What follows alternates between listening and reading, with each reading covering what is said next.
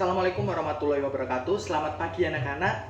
Silakan untuk Mas Rohman sebagai ketua kelas bisa memimpin untuk berdoa pada pagi hari ini. Semoga kita semua senantiasa dalam perlindungan Tuhan Yang Maha Esa. Baik, setelah itu silakan kepada seluruh anak-anak bisa mempersiapkan alat tulis, lalu buku referensi dan buku yang kemarin Bapak suruh bawa. Nah, ada yang masih ingat kemarin kita mempelajari tentang apa? Saya, Pak. Ya, silakan Mbak Sasa. Puisi rakyat, Pak. Benar. Kemarin kita telah mempelajari tentang puisi rakyat. Dan kali ini kita akan mempelajari tentang, ada yang tahu tentang teks apa?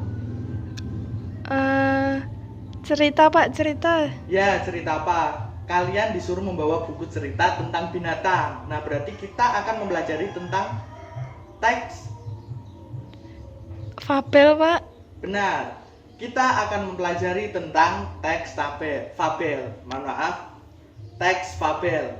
Teks fabel adalah teks tentang kehidupan binatang, akan tetapi menyerupai manusia, seperti itu. Jadi kali ini kita akan mempelajari tentang teks fabel. Teks fabel seperti pengertian yang sudah Bapak jelaskan. Dan silakan kepada anak-anak semuanya bisa membagi kelompok menjadi 4 kelompok. Silakan mulai urut dari Mbak Anta sampai Mas Diamond. Silakan bisa membagi rata kelompoknya menjadi 4. Seperti itu. Sudah dibagi 4 kelompok. Silakan untuk kelompok 1 kalian akan mempelajari atau membaca tentang teks cerita Kijang dan Ura dari Jawa Tengah.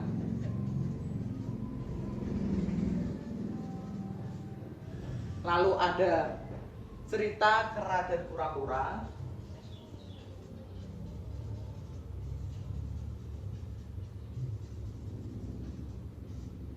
dari NTB. Ada yang tahu NTB apa? Nusa Tenggara Barat, Pak. Nah, lalu ada cerita Kancil yang Licik. Nah, biasanya ini anak-anak sudah pernah membaca tentang Kancil yang Licik. Ini asli dari Bengkulu. Lalu yang terakhir ada Si Cantik Cendrawasih. Tentunya tahu dong, binatang cendrawasih berasal dari Pulau Papua. Ya, benar. Dari Pulau Papua, endemik Papua. Sudah, silakan kelompok 1 nanti membahas tentang Kijang dan Kura-kura, seterusnya sampai Si Cantik Cendrawasih untuk kelompok 4. Kenapa? Tugas kalian adalah mengidentifikasi. Setiap kelompok silakan identifikasi cerita ini, identifikasi struktur teks fabel. Nah, strukturnya itu ada 4. Yang pertama silakan dicatat ya. Yang pertama orientasi. Orientasi yaitu pengenalan nama, tempat, tema, waktu, dan lain sebagainya. Lalu komunikasi itu permasalahan yang terdapat di dalam cerita fabel. Ada resolusi pemecahan masalah.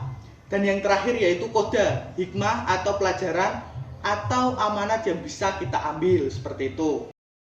Anak-anak bisa membaca, setiap kelompok bisa mempelajari dan bisa mengidentifikasi struktur teks fabel di setiap cerita yang kalian baca. Fokus di ceritanya masing-masing ya, seperti itu. Waktunya 20 menit dari sekarang.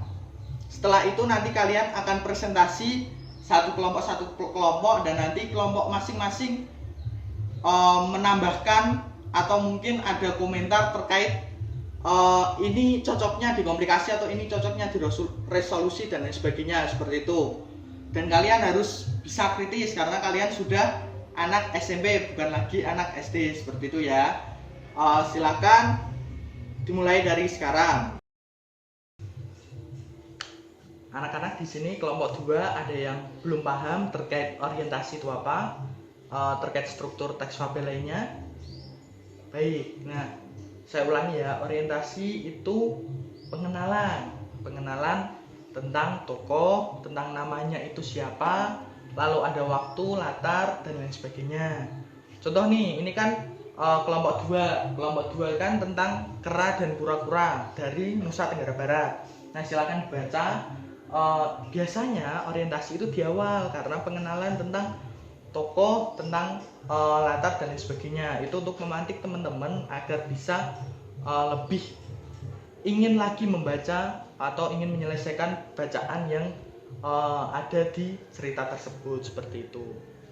Paham kan? Ya baik, saya akan pindah ke kelompok lainnya ya.